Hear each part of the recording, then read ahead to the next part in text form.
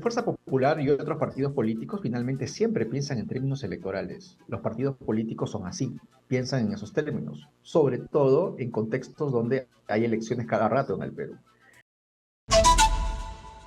Nos vamos a hablar de la coyuntura política y tenemos vía Zoom a Carlos Meléndez, politólogo, que nos va a ayudar a entender qué es lo que está pasando en este país, que no pasa un solo día sin generar una noticia mala, peor, complicada, pero que él nos dé una mirada de lo que está pasando en nuestro país. Bienvenido, Carlos, a Exitosa.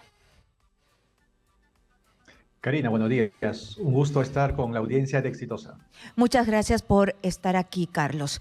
Quería yo empezar con esta nueva reaparición de Keiko Fujimori. Keiko Fujimori estaba como expectante. Habíamos visto que había una especie de tregua, luna de miel entre las bancadas de derecha, entre el fujimorismo y Dina Boluarte, pero parece que ya no hay tal calma. Keiko Fujimori salió en una conferencia de prensa a reclamar de que hay cosas que no están funcionando. Primero, el tema del ministro de Energía y Minas, que dijo una palabra que al fujimorismo le espanta: estatización, ¿no? Y también el tema de la ministra de Salud, que a todas luces no está dando resultado. No han actuado tan vehementemente y tan rápido el fujimorismo y la derecha como con Castillo, pero a Dina Boluarte no le ha gustado tanto, o al menos a sus ministros. Ayer teníamos al ministro de Defensa aquí en Exitosa y dijo rápidamente, reaccionó a estas palabras y dijo que no había en el horizonte cambios en el gabinete. Dina Boluarte ha sido un poco más cauta y ha dicho que están en evaluación, pero le dio un respaldo a la ministra de Salud. ¿Qué crees que se está generando allí? A ver, en primer lugar, la tregua ha terminado, pero no solo diríamos con el fujimorismo, sino en general con gran parte del establishment, de los partidos de derecha, ¿no? Quienes apoyaron y vienen apoyando al gobierno de Dina Boluarte todavía, no lo hacen porque son boluartistas. Lo hacen porque en comparación con el gobierno anterior, Dina Boluarte representa el mal menor. Gran parte del apoyo que se le dio, el respaldo para estabilizarse los primeros meses de gobierno, tiene que ver no en el mérito de Boluarte, sino en el de mérito de Castillo. En el anticastillismo se basan los primeros meses de apoyo a la gestión. Pero una vez que este gobierno aparenta, ojo, en el Perú todo es precario, como tú has señalado, aparenta relativa estabilidad, los actores políticos empiezan a ver qué es lo que está haciendo este gobierno, que no solamente es impopular, los niveles de Exitosa. aprobación son muy pobres, sino además que efectivamente algunos sectores privados agradecen de que ha retornado cierta tecnocracia, ciertos actores más abiertos a la actividad privada, y eso se ve en el trabajo que vienen realizando algunos ministerios, pero por otro lado, sigue siendo pues un gobierno bastante amateur en algunos aspectos, mediocre en otros, y sobre todo que no llega a la gente. El ministro, creo que fue el primer ministro que salió y la propia presidenta cuando salió a hacer el balance de sus 6 primeros meses de gobierno, constituía que uno de sus pilares era la economía y el crecimiento económico, que efectivamente va a ser mayor en promedio que el de América Latina. Pero esta cifra le dice muy poco al peruano de a pie, al oyente de Exitosa, porque lo que estamos viendo más bien, si uno ve las cifras de pobreza, es que la pobreza no solamente ha aumentado, obviamente por aspecto de la pandemia, sino que en los últimos años se ha mantenido alto y las proyecciones para los próximos años del incremento de la pobreza se mantienen en alza. Entonces, y ojo, que es una pobreza distinta, es una pobreza urbana, es una pobreza, la pobreza en Lima del 2019 a la actualidad ha pasado del 14% al 28%. Entonces, claro, tienes al ministro de Economía o el premier Otárola hablando de que hay un crecimiento económico en el país, mientras cuando el peruano de a pie, al nuevo pobre peruano que viene de una zona vulnerable y ahora entra a la línea de pobreza, dice, oye, yo tengo que quejarme con Dina Boluarte, no necesariamente porque creo que es una traidora, no necesariamente porque estábamos mejor con ella que con Castillo, no solamente porque es de derecha o aparenta ser de derecha, sino porque estoy más pobre de lo que era hace 2, 3 años. Y Entonces, en ¿a ese ti te sentido, parece, dos Carlos, que ministerios, esa ajá, es una media Exitosa. verdad? Decirnos en un tono triunfalista de que estamos creciendo, que puede ser verdad, pero ese crecimiento de 2% no alcanza para nada. 2% no va a generar bienestar, ni más trabajo, ni que esa persona que de repente estaba en la pobreza pasó a la extrema pobreza. Por eso nadie lo siente. exactamente. Es un crecimiento cifra macroeconómica, pero en el día a día de la microeconomía, de la lucha permanente de la sociedad peruana informal con respecto a la pobreza, es una batalla que se está perdiendo. Ese es un tema, el de la informalidad. Y el segundo tema importante, creo yo, es el tema de la inseguridad ciudadana. Es decir, somos una sociedad donde se extorsiona permanentemente a los sectores más marginales. O sea, ¿cuántos peruanos vivimos por extorsiones? ¿Cuántos microempresarios viven por el miedo de una extorsión? ¿Cuántos emprendedores viven justamente por el miedo de que bandas criminales empiecen a coercionarlos? Es muy interesante, hace poco salió un estudio que encargó la Asociación de Bancos, por ejemplo, mostrando que el microcrédito ilegal, el microcrédito informal, el gota a gota es una de las prácticas de la economía informal que lindan con la criminalidad. Entonces uno ya no puede, los emprendedores que quieren, necesitan un respaldo de microcrédito para llevar adelante sus empresas, sus pequeños emprendimientos, lo hacen literalmente a costa de su vida. ¿Por qué traigo a colación este tema? Porque creo que ahí se imbrica muy bien los dos desafíos que tiene este gobierno. Los desafíos que tiene este gobierno es aligerar la pobreza permanentemente y la lucha contra las bandas criminales y con Exitosa. la inseguridad. Porque en una sociedad informal son los dos principales problemas que se afrontan. Y además que también ahí confluye lo que pasó en la conferencia de prensa, que se minimizó el tema del 2% que no alcanza para nada y el ministro del Interior dio unas cifras que parecieran irrelevantes. Mira, hemos capturado a tantas personas, hemos hecho esto, pero son un poquito de arena en el mar de inseguridad que nos estamos ahogando. Se presenta con bombos y platillos la caída de un dirigente terrorista, tengo entendido que se ha capturado en las últimas horas, pero el principal problema de la inseguridad hoy en día en el Perú no es el terrorismo, lamentablemente, sino las bandas criminales que azotan las zonas urbanas. Yo estoy muy preocupado porque las zonas urbanas, las ciudades principales en el Perú, especialmente Lima, las zonas marginales, no Lima moderna, pero incluso a veces Lima moderna, no solamente se han pauperizado en temas económicos, sino en tema de seguridad. Y esa es la realidad del país post-Castillo. Esa es la realidad del país que nos ha dejado el gobierno de Pedro Castillo y que este gobierno de Dina Boluarte no tiene un norte. En estos 6 meses no ha logrado crear un norte de qué hacer frente a esos problemas y entonces termina marketeando temas que son a veces aleatorios, como la caída de un criminal terrorista o el incremento de 2% en el crecimiento del PBI, que en el día a día de la gente en realidad ayuda muy poco. Entonces, esto es lo que ha desencantado a la población y también a parte de la derecha. ¿Y esto qué puede ocasionar? Porque hemos visto que no hay mucho control político, pero ya hay una interpelación. Hubo una interpelación contra el ministro Exitosa. de Energía y Minas y se viene una interpelación contra la ministra de Salud, pero todavía hay tibieza. ¿Crees que esto va a escalar, que esto tendría que ser un poco más fuerte para decir, acá vamos por mal camino, necesitamos rapidez, encauzar, hacer, porque hasta el 2026, como se piensan quedar, necesitamos un norte, ¿o no? Así es. A ver, Fuerza Popular y otros partidos políticos finalmente siempre piensan en términos electorales. Los partidos políticos son así, piensan en esos términos, sobre todo en contextos donde hay elecciones cada rato en el Perú.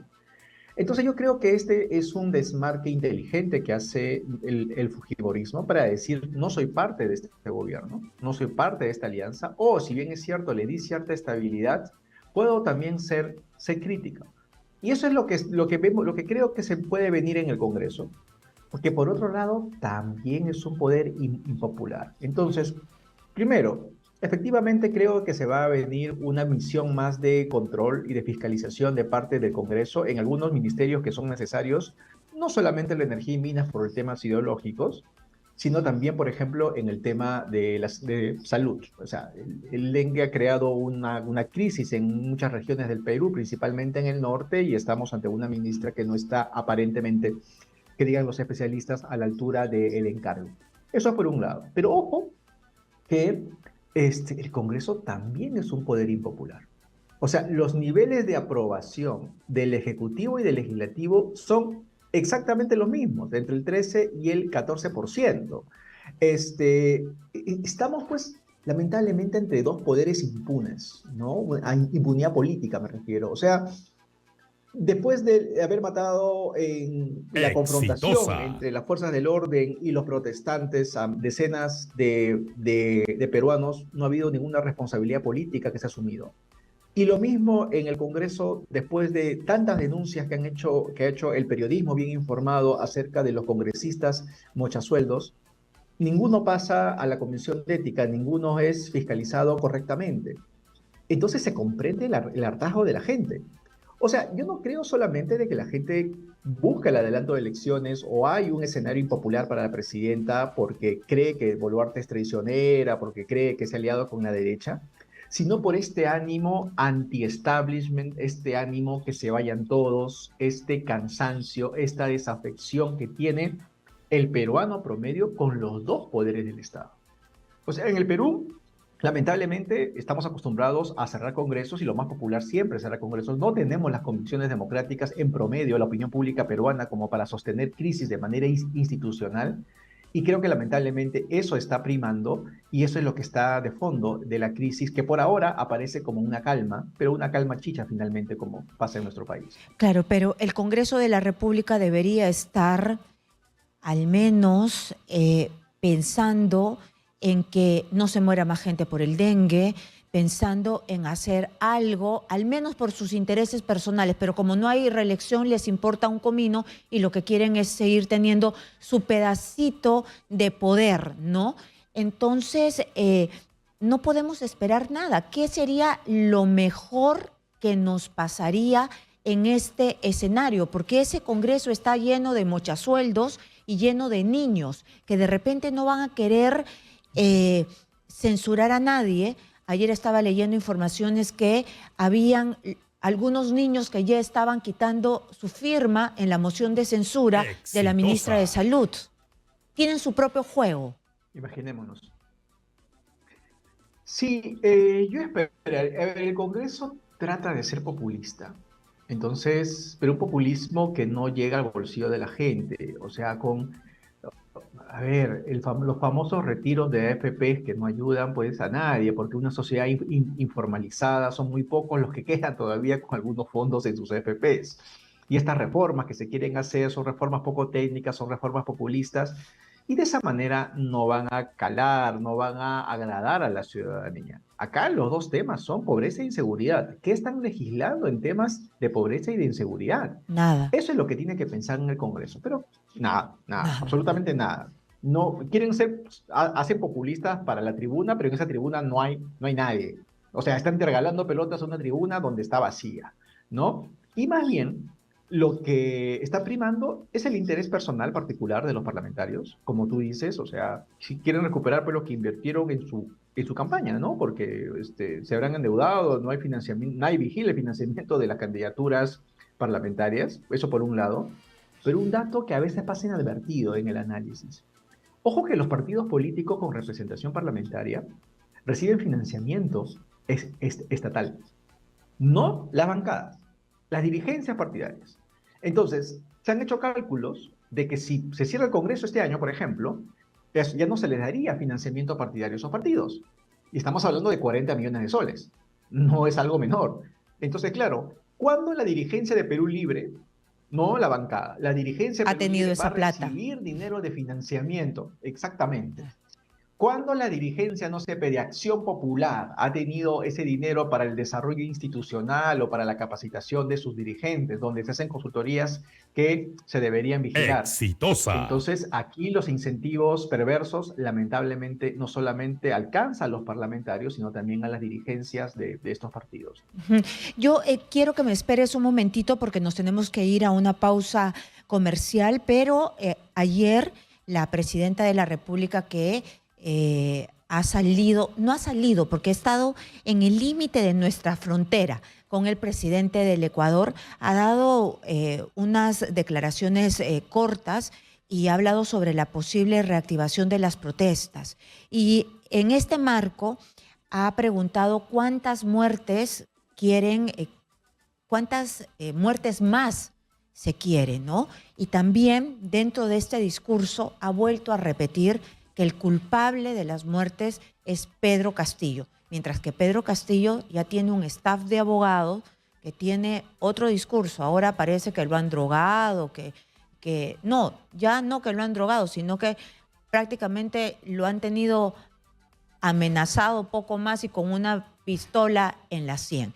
Lo que ha dicho Dina Boluarte ayer, justo en la frontera con el Ecuador, ella que no ha podido salir hasta el momento de nuestro país, ha dicho que si se quieren más muertos, porque se anuncian nuevas protestas y también esto en torno a quién tiene la culpa de las muertes. Ella ha dicho ante los medios de comunicación que es Pedro Castillo.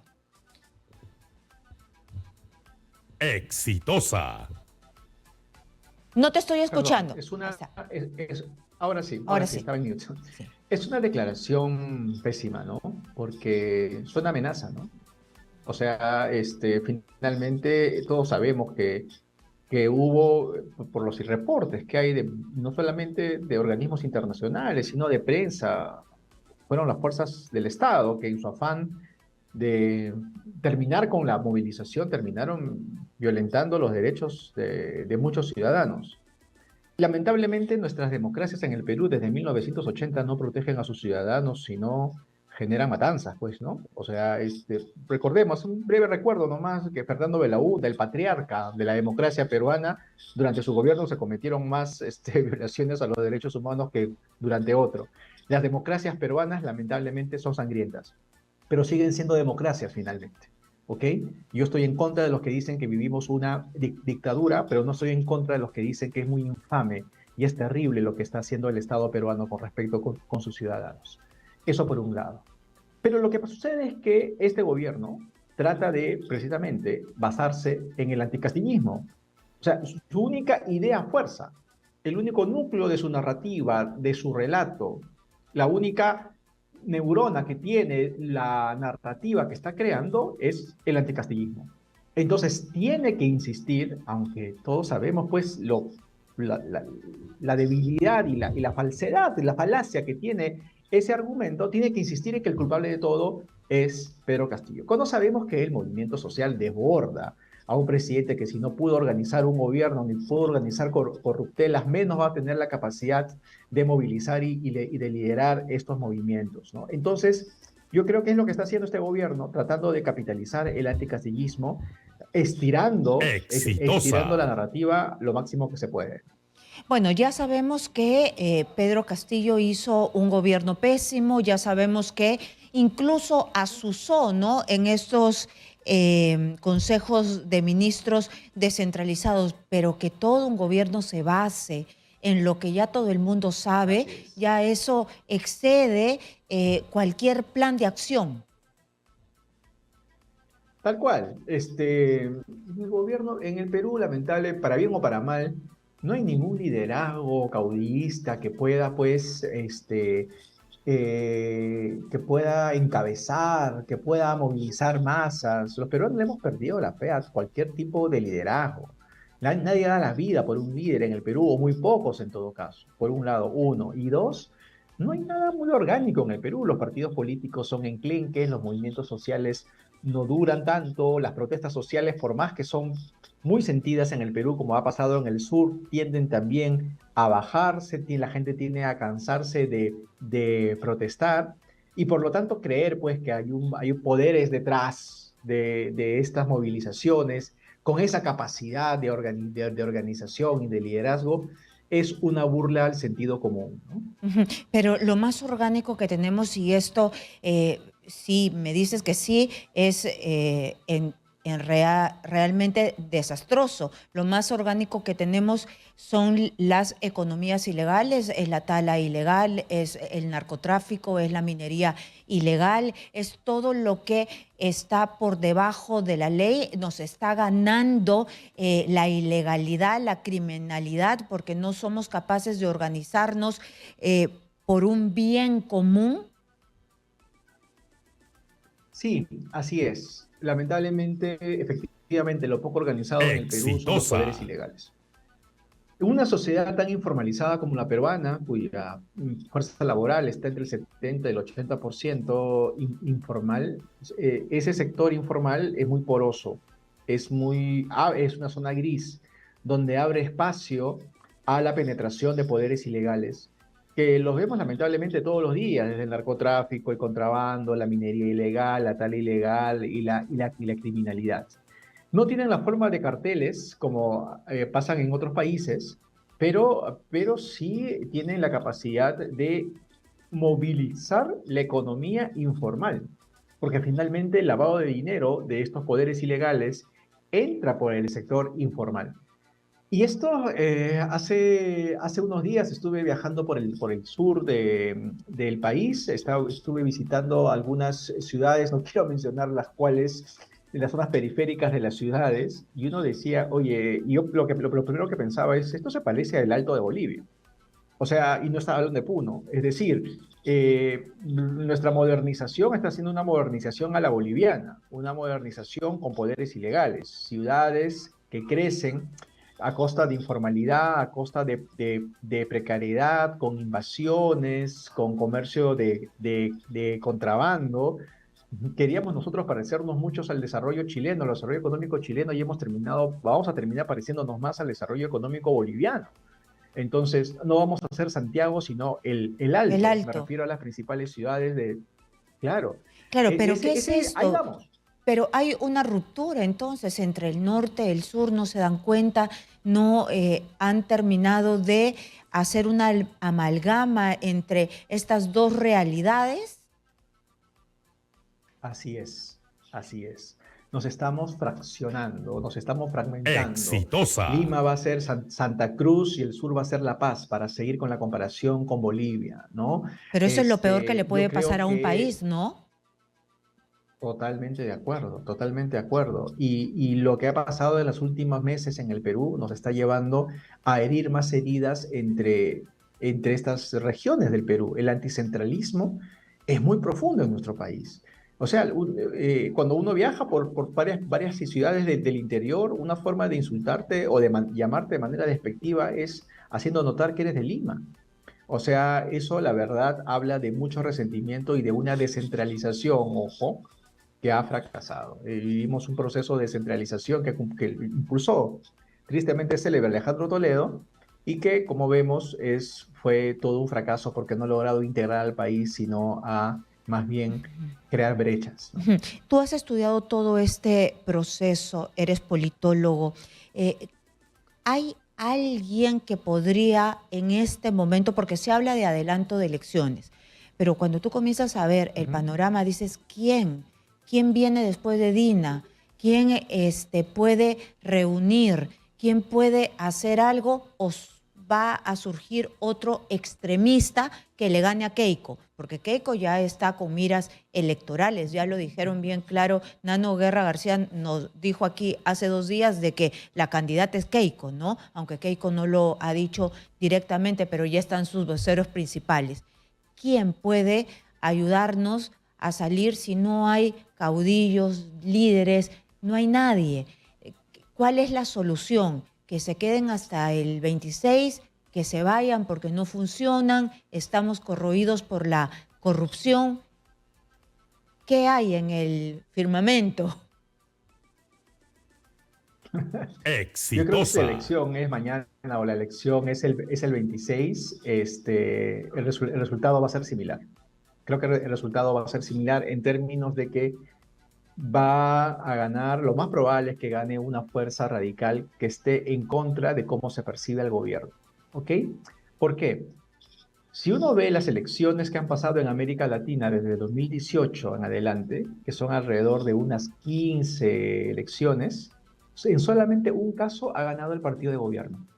Es decir, siempre, casi siempre suele ganar el opositor, el que se distingue, el que hace campaña justamente por criticar a quien está el poder. Veamos qué dicen las encuestas en el Perú. Si, usando cifras de Datum, ¿cómo se percibe el gobierno de Dina Boluarte? ¿Como de izquierda o de derecha? La mayoría cree que es de derecha. Ya después de 6 meses, la mayoría de peruanos considera, califica, caracteriza al gobierno de Dina Boluarte como un gobierno de derecha y por lo tanto va a buscar una candidatura alterna.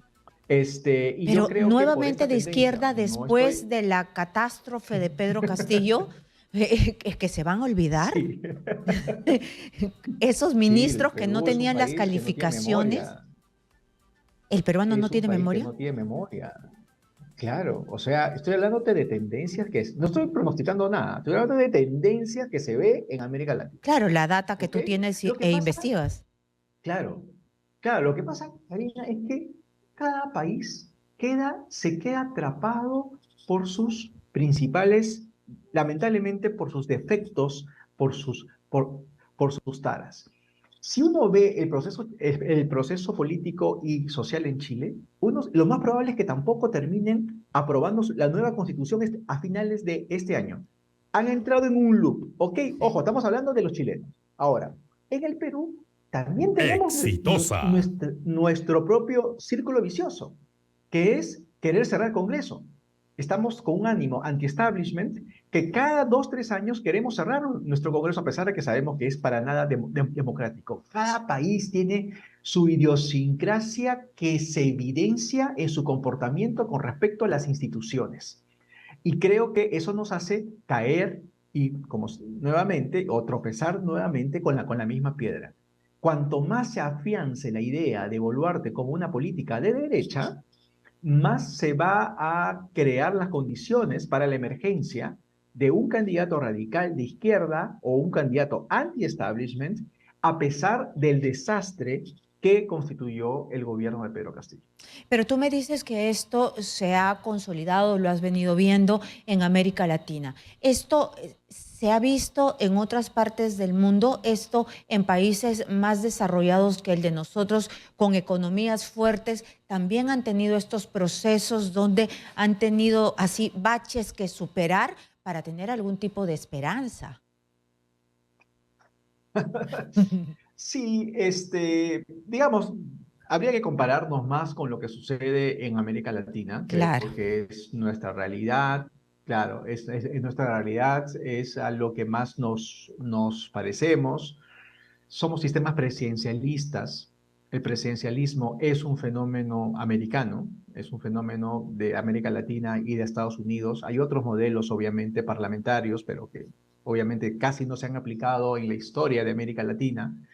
Entonces lo que tenemos que compararnos es principalmente con el continente. Y en ese Claro, sentido, el... Ajá. dime. Y en ese Sí, sí, sentido, no. yo te Y en ese sentido, interrumpí por gusto. sí, no, no te Exitosa. preocupes. Y en ese sentido, lamentablemente tenemos la peor combinación posible, que no solamente es la polarización afecta a todos, ¿ok? La polarización es un fenómeno que estamos viendo a nivel mundial. No sé, pues los argentinos se dividen entre peronistas y antiperonistas, los brasileños entre petistas y antipetistas. La polarización es un fenómeno general, ¿ok? Claro, El problema es que en el Perú, además de la polarización, se combina la fragmentación. ¿Sabes cuántos partidos políticos tenemos inscritos hoy en día? 22. 22, sí, es un montón de gente que se cree presidenciable. En proceso de inscripción, 6 más. Van a ser 28. En proceso de recolección de firmas, otros 10 más. Entonces, el problema en el Perú es doble, es la polarización y la fragmentación, que hace que una candidata con 13% pase a una segunda vuelta. Entonces, claro, un candidato que aparece en las encuestas con 5%, con 3%, que son porcentajes nimios, insignificantes en cualquier democracia del mundo, en el Perú tiene esperanza. Entonces lo que tenemos que pensar es justamente cómo han hecho nuestros países vecinos para lidiar con la fragmentación. Con la polarización se puede hacer muy poco, lamentablemente, pero con la fragmentación se puede hacer más. Entonces hay que ver qué ha hecho Chile para generar coaliciones.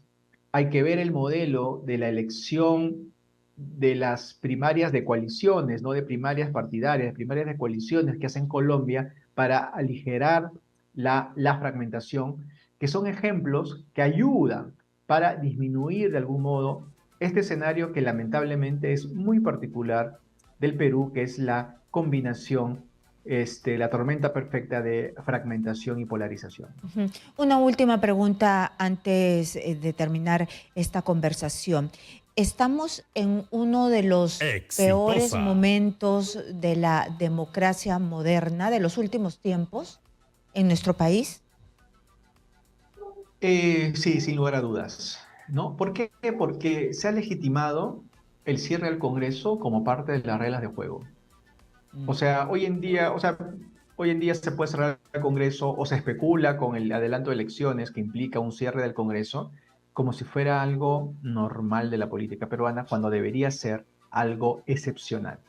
Eso creo que nos hace retroceder inmensamente. Por más que tengamos democracias, estamos incorporando reglas de juego informales, en este caso, que son devastadoras para el horizonte largo, ¿no? Entonces, sí, nuestra democracia tiene problemas nuevos, que es el asumir el cierre del Congreso como parte del día a día, pero también tiene problemas estructurales, problemas históricos, ¿no? Insisto, ¿no? Las democracias peruanas lamentablemente han sido sangrientas y lo siguen siendo. En otros países han sido las dictaduras las que crearon tantas matanzas, ¿no? En el Perú, el siglo XXI sigue siendo el Estado que no protege a sus ciudadanos, sino que hace daño a sus ciudadanos, ¿no? Entonces creo que en ese sentido sí estamos pues en un momento de mucha fragilidad de nuestra democracia, pero hay que rescatar que a pesar de todo seguimos teniendo un sistema democrático, ¿no? Y ojalá que todos estas muertes sean investigadas, que sean castigados los que han cometido excesos y que si llegase, ¿no? Porque también siempre se rompe la pita en el lado más débil. Si llegase hasta las cabezas del gobierno, pues que paguen también. Y además hay que ver por quién votar, ¿no? Porque no hay que votar con el hígado, porque después terminas votando solamente por Exitosa. gente, porque odias al otro, y ahí es cuando salen pues los peores presidentes que hemos tenido. Muchas gracias a Carlos Meléndez, politólogo, por estar aquí. Gracias. Muchas gracias por la invitación, Karin. Muchas gracias.